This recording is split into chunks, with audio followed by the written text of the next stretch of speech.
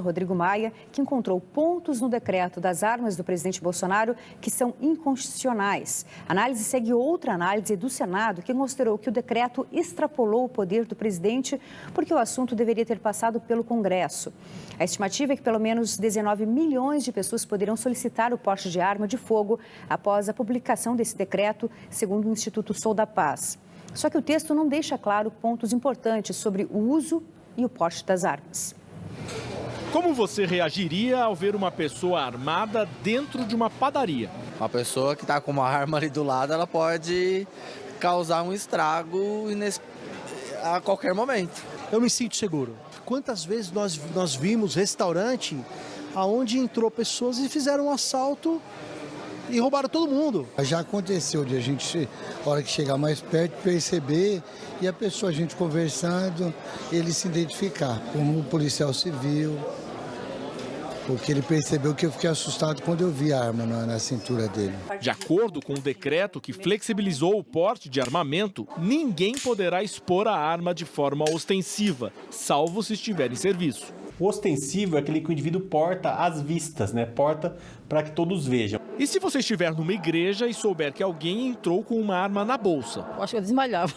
Isso para a sociedade, para nós, isso é uma novidade, né? Você olhar para uma pessoa ao teu lado e ver a pessoa com a arma de fogo na mão. Isso não faz parte da cultura do povo brasileiro. Este advogado diz que estabelecimentos comerciais poderão proibir o acesso de um cliente armado. Já espaços como igrejas e shoppings podem restringir o acesso conforme as regras do Estatuto do Desarmamento. O texto veda a entrada de pessoas armadas em locais fechados com mais de 1.000 pessoas.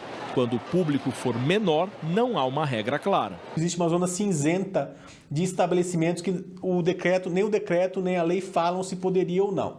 Nesses casos, por conta de uma questão de propriedade privada, o proprietário poderia sim colocar um aviso proibindo esse porte naquele local. Segundo o advogado, espaços públicos como tribunais, casas legislativas e sedes de governo podem ter regras próprias, proibindo o acesso com armas. É o que o governador de São Paulo, João Dória, disse que fará no Palácio dos Bandeirantes, sede do Executivo Paulista. Nos meios de transporte, como ônibus e avião, o porte só é permitido para agentes públicos que estiverem escoltando autoridades, testemunhas ou passageiros sob custódia. Os outros passageiros terão que despachar a arma com as bagagens mediante autorização. São tantas situações polêmicas criadas pelo novo decreto sobre as armas que não é difícil imaginar que muitos destes casos vão acabar parando nos tribunais. Essa normatização da questão das armas é bastante complexa. Você tem uma lei, que é o Estatuto do Desarmamento, só que essa lei ela tem que ser complementada por um decreto expedido pelo presidente da República, que é o que aconteceu. E a questão é que quando você tem esse tipo de complementação, que é a mesma coisa que acontece com o tráfico de drogas, sempre há o risco de gerar algum tipo de conflito.